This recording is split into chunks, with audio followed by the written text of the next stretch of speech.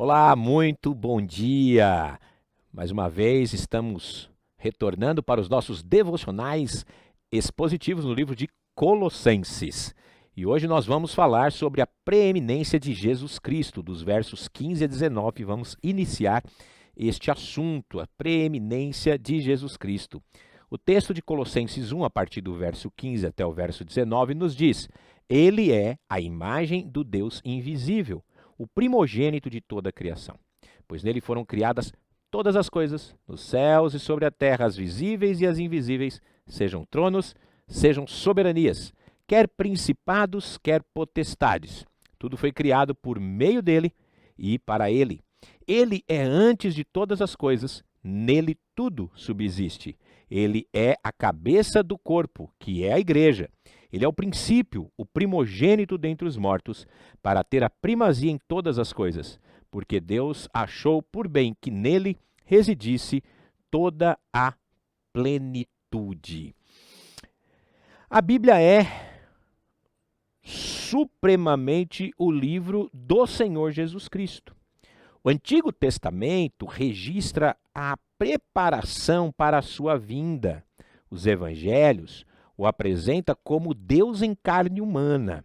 Ele veio ao mundo para salvar os pecadores. Em Atos, a mensagem da salvação em Cristo começa a se espalhar por todo o mundo. O detalhe das epístolas, os detalhes das epístolas e a teologia das epístolas é sobre a obra de Cristo, a personificação de Cristo no seu corpo, a igreja. E, finalmente, o Apocalipse apresenta Cristo no trono, reinando como Rei dos Reis e Senhor dos Senhores. Cada parte da Escritura testemunha de Jesus Cristo.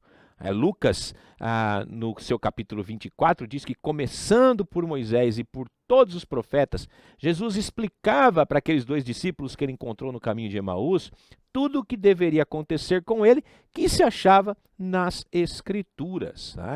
E para Filipe, ele vai falar que elas mesmas testificam dele, Jesus. E nós vemos isso, várias vezes isso acontecendo. Então, na verdade, as Escrituras falam de Cristo, falam da salvação, fala de como ele fez para nos trazer a graça salvadora. Nos 3 primeiros capítulos de Colossenses, Paulo confronta a heresia de Colossos de uma maneira muito clara. E como é que ele faz isso? Porque eles rejeitavam a negação da humanidade de Cristo. E Paulo, para rebater essa acusação ou esta negação, Paulo mostra que ele é toda a plenitude da divindade de Deus que habita de forma corpórea. Paulo também rejeita o culto aos anjos, o cerimonialismo. Ele nega enfaticamente todo conhecimento, todo e qualquer conhecimento secreto necessário para a salvação, ressaltando que em Cristo estão escondidos todos os tesouros da sabedoria e do conhecimento. Então, o aspecto mais grave da heresia de Colossos era a rejeição da divindade de Cristo. Então, antes de chegar a outras questões, Paulo faz questão de fazer uma defesa enfática dessa doutrina crucial. Eles negavam também a encarnação e negavam a divindade, ou seja, eles negavam Cristo.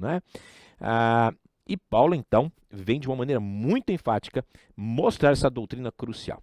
E seria muito bom também para os verdadeiros cristãos seguir o exemplo de Paulo, confrontando as seitas e as heresias que ensinam ou que tentam tirar essa divindade de Jesus Cristo.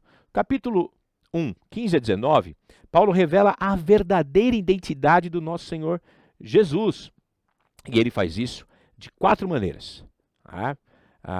Em relação a 4 coisas, por assim dizer. Em relação a Deus, em relação ao universo, em relação ao mundo invisível e em relação à igreja. E nesse primeiro ponto, no verso 15, ele vai apresentar em relação a Deus. Ele é a imagem do Deus invisível, o primogênito de toda a criação. Então, os hereges viam Jesus como uma série de espíritos menores do que Deus, que descem ao mundo numa inferioridade sequencial, sendo menor que Deus. E Paulo refuta com essas duas descrições poderosas e mostrando quem Jesus realmente é. Primeiro, Paulo deixa muito claro, ele é a imagem do Deus invisível. Essa palavra imagem que Paulo usou é a ideia de semelhante, igual. Então, a partir dele, temos a mesma palavra ícone que nós conhecemos, ou seja, algo igual, semelhante, que se refere naturalmente a uma estátua, algo, uma pintura relacionada, ou uma estátua relacionada a um outro, né? Então, Paulo mostra que ele é a imagem de Deus, ele é o próprio Deus. O homem comum não tem a imagem perfeita de Deus. Os seres humanos foram feitos à imagem de Deus. Tem a personalidade racional, como Deus. Mas eles não possuem, né, todas as coisas como Deus possui. Nós, seres humanos, não somos a imagem de Deus moralmente. Nós não somos santos como Deus é. Nós somos pecadores.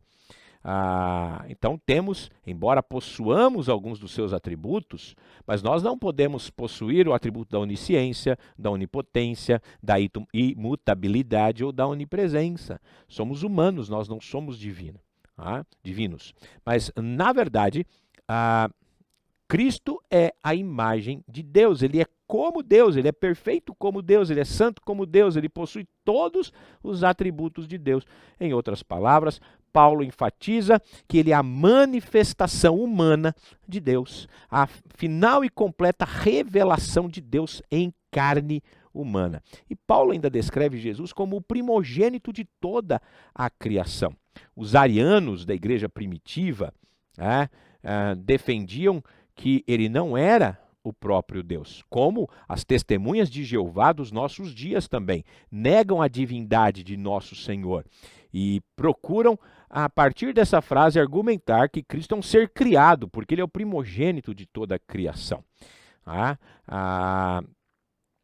E a ideia aqui de primogênito, né? Então ignora-se o contexto. Ignora-se o contexto, né? Porque quando a gente olha todo o contexto, o primogênito aqui quer dizer que ele é aquele que está desde o início, né? Não tem o uso, a ideia de criado. Tanto que Jesus é chamado muitas vezes de monógenes, né? Único, unigênito. Então, na verdade, também a ideia aqui é de que ele é o único criado, ou o único nascido ou visto daquela forma, que vem daquela forma, né? Que ele é o Deus que está conosco, né? Ele não foi um ser criado, ele existe por toda a eternidade, né? Então, quando a gente olha todo o texto, olha todo o contexto, por exemplo, no verso 17, ele vai dizer, ele é antes de todas as coisas. Então, antes de qualquer criação. Então, essa é a ideia. Ele é antes de qualquer coisa. Então, quando nós vemos isso, quando nós vemos Paulo falando o primogênito de toda a criação, ele vai completar mais adiante. Ele existe antes de tudo.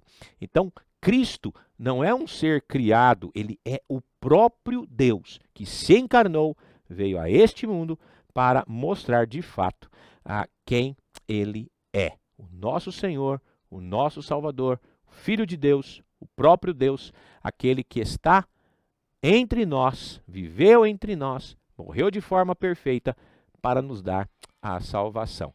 É esse o Cristo que cremos, é esse o Cristo que nós, de fato, pregamos. Que Deus assim nos abençoe. Um ótimo dia, na graça e na paz do Senhor.